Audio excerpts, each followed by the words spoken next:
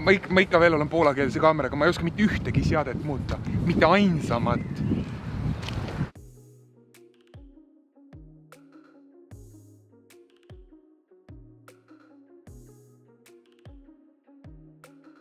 Nii, aga meie käes on siis praegu Lumixi ehk siis Panasonicu tuli uus täiskaaderkaamera S1, mis meile siis suuresti lubati, on filigraanne autofookus, silmafookus, parim ekraan luureavas, parim pimedas, kõik auhinnad, mis see kaamera saanud on. Meil anti need kaamerad kätte umbes 20 minutiks, mis me siis oleme siin käinud pilti tegemas ja ausalt öeldes mul pole väga olnud mahti funktsioonidesse süveneda.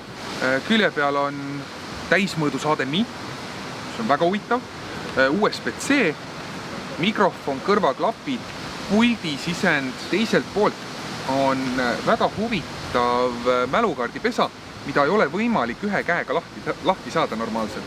Siia sisse läheb XQD, mis siis on SD-kaardi tulevik väidetavalt, aga iseenesest 2 slotti on olemas.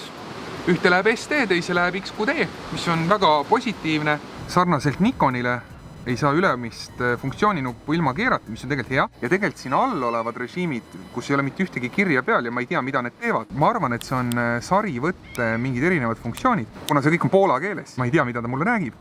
Käepärasus. Üks teel istuvad kõik näpud täpselt õigesse kohta.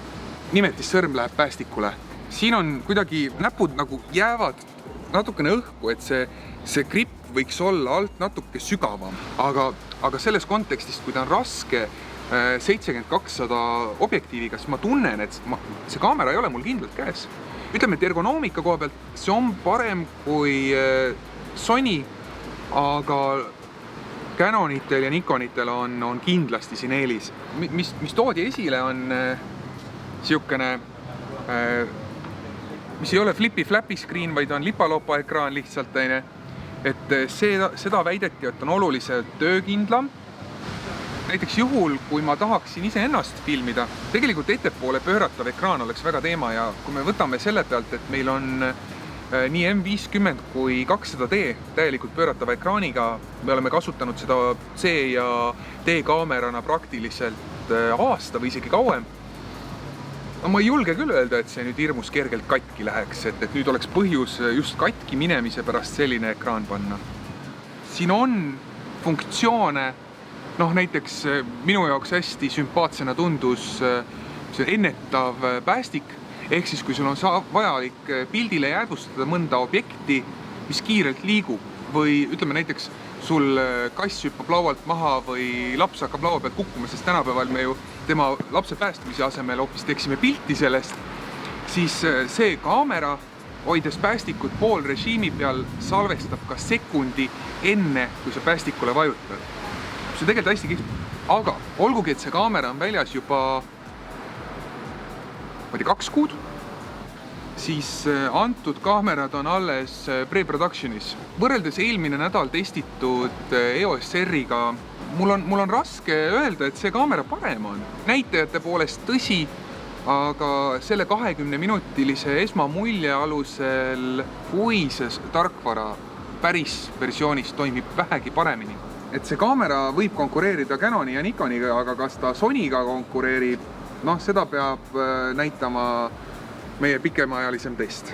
Kui keegi, kes Lumixis seda vaatab, palun organiseerige meile päris kaamera paariks nädalaks ja me teeme sellest korraliku review. Videofunktsionaalsused asjad tunduvad kihvtid, aga ütleme kas või sarivõtte puhul ega ta tootmiseelne kere ei suuda väga hästi fokusseerida. Ta on üsna hektiline, mis on väga äge. Seda kaamerat ei ole tehtud lollimaks. See on võetud vanad toimivad asjad ja pandud nad uute kaamerasse edasi ning lisatud uusi funktsioone. Palun, tootjad, ärge tehke oma kaameraid lollimaks.